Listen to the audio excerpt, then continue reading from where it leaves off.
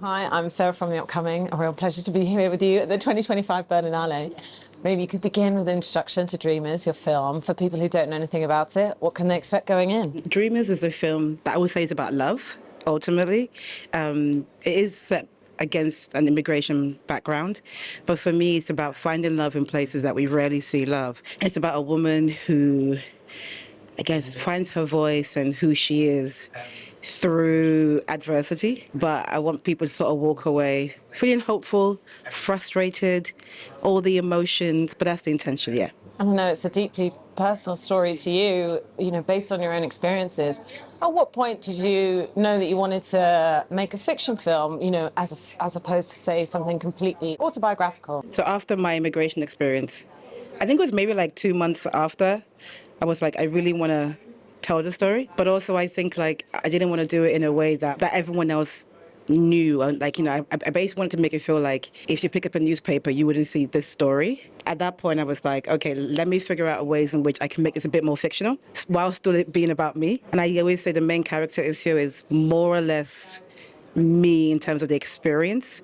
There are elements of what's happened to me in the film. I think across research and talking to other people, I sort of brought all of that stuff into it. But it was very early, like 2 months after my experience.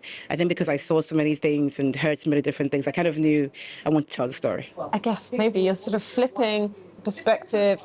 This the trappings there of this being an immigration story, and of course, there is commentary there on how broken the system is and kind of the horrors that people face, when they get stuck in it. But really, at the centre of it, it's a love story. So you're kind of flipping the emphasis in that way. And why did you want to do that? I think for me, it was like a mixture of what is the best way to get people to understand the individualism of what it means to be an immigrant. And when I was going through my process, all I could think about was the hope, like hope of what life could be, hope of who I could become, and by staying in the country. So I wanted to give the same feeling through the film. Love felt like, I want to say the most obvious choice, but it felt like a way in that allowed me to be able to do all of that stuff. When the story first began years ago, the character of Farah had died already at the beginning, and it was like a ghost love story. But I was like, well, it made more sense to bring it into the present because Farah is the reason this year becomes who she is at the end.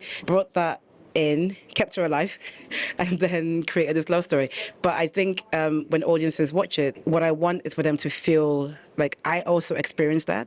I have understood what she's gone through, and in doing so, it allows them to be able to like look at immigration, immigrants differently as individuals and as humans who feel the same things. And the fact that these two characters, Issy and Farah, have really contrasting beliefs about how to go forward. One's like, okay, we need to follow the system, and the other saying, this system is never going to work. You have to work outside of it. I wondered, was that a conflict you had within yourself? It's almost the two sides, and I guess for audiences watching, it raises questions for them. Well, what would I do? Because you might think, oh, I'm someone that always follows the rules, but actually faced with these circumstances, maybe you wouldn't feel that way. I mean, I went through that thing of I really believed I was a good immigrant. Like I went through I'd done the right things, right procedures, everything. But then suddenly when you are sat there having to go through this process, it doesn't matter to an extent how much good or right or wrong you had done. I don't know how to fix the system, but I think the issue is more about numbers. So I remember when I was going through it, my lawyer said 95% of people get told no, and only 5% get told yes, and you have to go through an appeal. So we were preparing for an appeal. For me, that was like, okay, so it doesn't matter who I am, what I've done. It's just going to be a no straight away. And then you have to fight for that yes, and you have to convince people that you deserve a yes. And Isyo's character is somebody who believes, well, okay, yes, I was illegal. Yes, that happened, but I'm doing the right thing now. Like I want to pay my taxes. I want to live a good life. I want to contribute to this. All these things that they tell you should do, that she wants to do, but she's still being told no.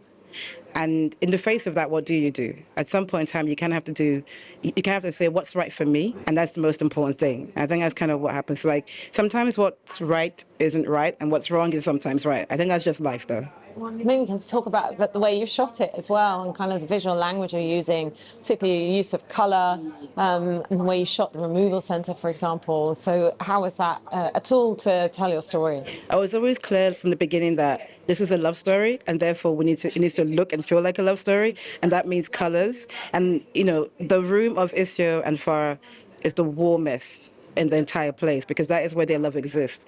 And we spoke about the way we shoot them when they look at each other, how we light Farah, how Isio sees Farah, how Farah sees Isio. These were all things that me and Anna at DOP, we spoke about at the very beginning because actually, to be fair with all the HODs, we spoke about colours and found a palette that worked. Because I think in these stories we can be very bleak, but my thing is that the immigrants are humans.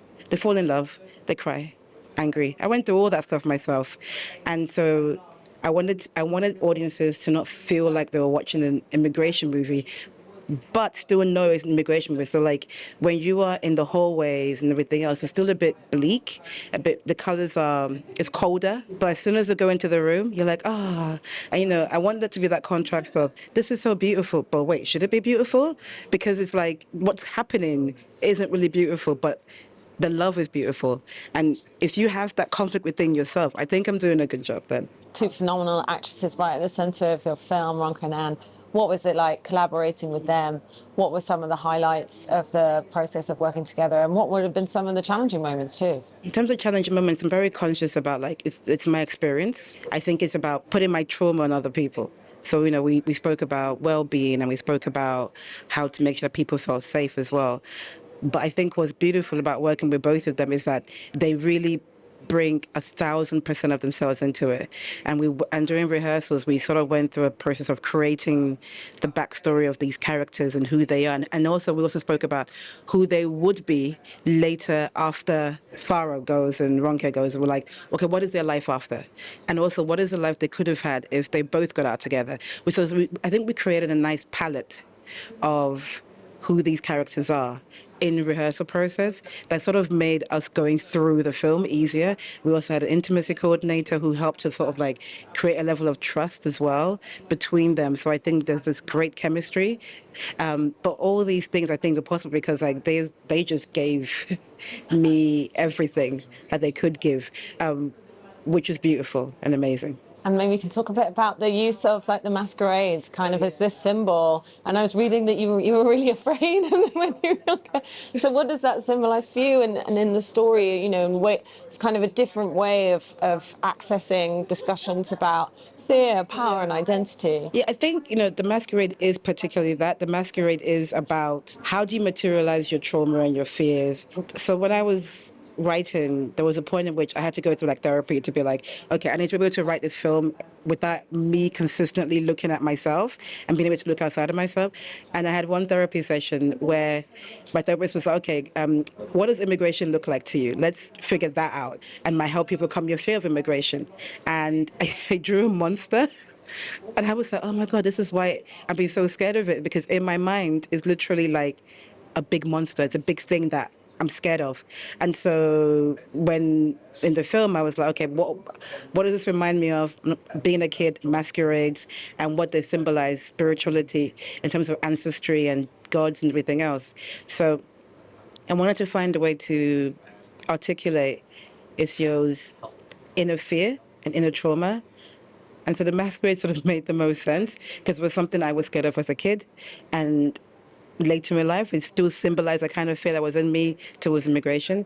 And that was sort of like how it all came together. What does it mean to you to have the film here at the Berlin Film Festival? Because it does feel like this festival is always bringing to the fore different perspectives and showing a spotlight on things. And, what do you want people to take away? Because I think definitely in the UK, there can be this sort of dehumanizing process that happens in the way the media reports on immigration. Of course, with the right wing trying to use it as like a tool to rile people up. And this feels like it completely flips that by really humanizing the story. And it's more a celebration of love than anything else. I want dialogue. I really believe that film art is about dialogue. And I want people to watch a film and be like, oh, maybe I was wrong. Maybe I'd been looking at it differently the entire time. Whenever you read the news and it has this collectivized immigration, you sort of go, actually, well, who are the people? Who are the individuals? What is their actual story? And I think I want people to sort of question themselves a little bit. And if at the end you get annoyed and you're irritated by the ending and how it all unfolds, I want you to ask yourself why. Because actually, for so many people, that's what happens. They are not allowed out. And I think for me with the film is, we're watching the character who keeps telling the system, I'm gay. And they're like, no, you're not. She's like, no, but I am gay. Like, no, you're not. And we're watching her fall in love and watch her lose her love. The reality is that so many people go through that process where they're saying, this is who I am, but they've been told no consistently. And I think if that frustrates people, I kind of want them to be like, okay, let me go ask why and let me go figure it out for myself. And maybe through that we can have change. Like I say, I don't have the answers, but what I want is people to think about how can we change things. That's kind of it. Do you feel hope for the future? I feel hope. I want to feel hope. I hope I feel hope. But I hope this film can change something a little bit. Yeah. 100%. Thank you so much for sharing all that with me. Thank you. Huge congratulations on the film. You. I really enjoyed presenting it here in Berlin. Thanks a lot. Thanks.